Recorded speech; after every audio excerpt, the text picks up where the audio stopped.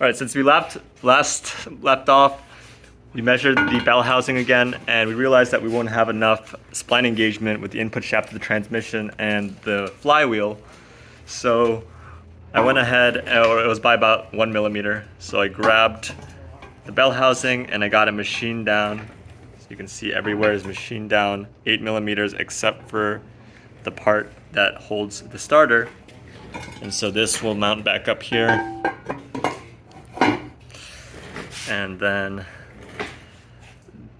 this also comes with the added benefit of moving the starter back, because beforehand it was too far this way and engaging with the flywheel too early.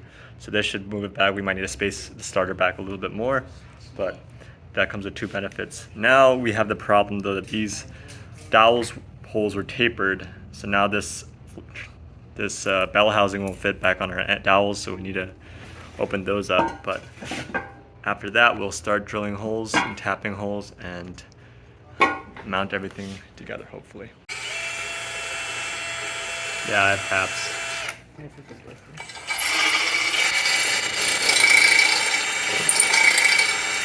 How's that so angled, man? First time trans and engine are together. Oh, dude, this looks sick. Yeah, you got it. Let's see how much engagement we have.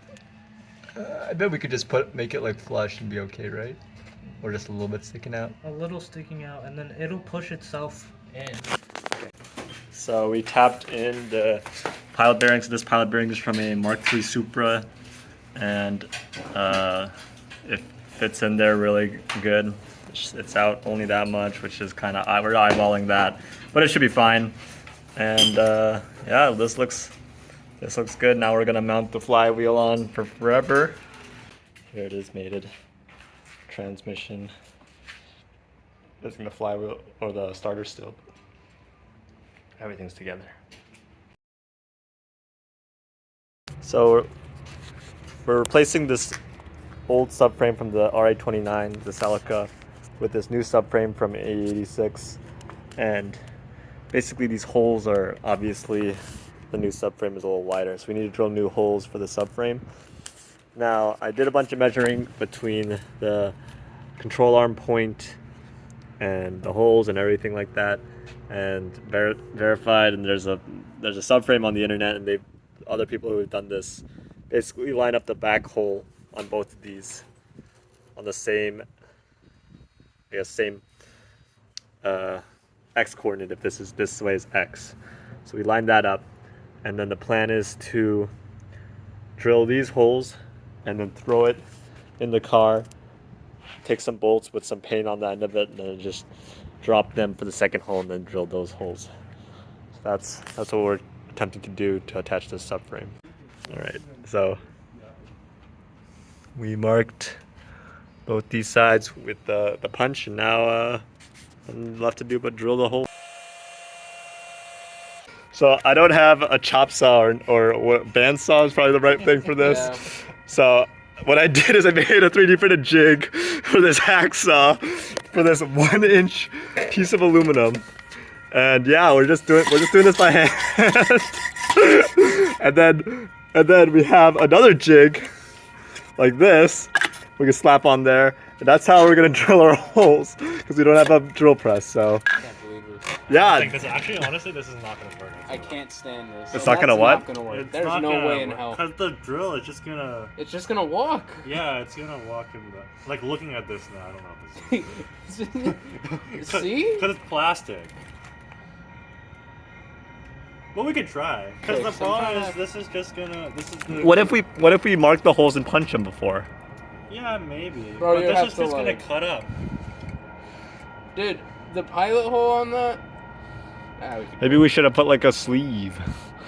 Oh, I mean, dude, if we're putting metal sleeves in our tools, Okay, I'm going back to sod.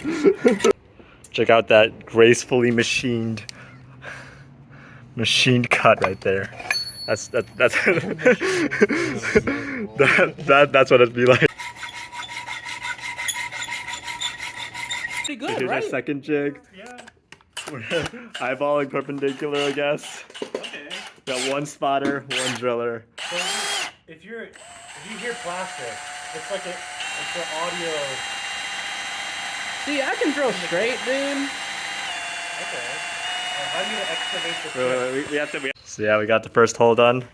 Looking like a drill press did this. Look at that interior. The drill press right here, bro. Drill press right there. Okay. Okay. So I got the spacers in. This one's flipped around the wrong way, but we got the spacers in, and I threw the bolts in here on the back 2 holes that we drilled already, and then I took some marker, marked the end of this, and then threw it through that second hole. So hopefully, if I drop this, we should see some holes marked. Not the best, but enough to drill some holes. So then we can drill the second holes, and this subframe will be good to go. And there we go. So got the front holes drilled here and there. And yeah, this is supposed to be bigger than this one, at least according to the old subframe. So I drilled it the same size. So that's it. That's this located and spaced for subframe installation. We'll install it right next. There we go. All the bolts are all the way through.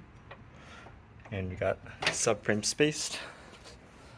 And again, to see the reason why we have to space the subframe, it's because there's a pinch weld right here, and the new subframe hits that if it's not spaced out. So now it's spaced out, and it sits flush on the frame plus spacers. All bolted up. We have the spacers bolted in. They fit really good. So all the jigs were working, I guess. And the new holes drilled, and they match up. So basically our old control arm can now go in the new frame holes, which is good, and it's the same dimension XY at least, or in the X direction for front back. And then we have our new motor mounts put in. So all we have to do is slap in this engine, and then we can start making motor mounts from these to the new engine, which is over there.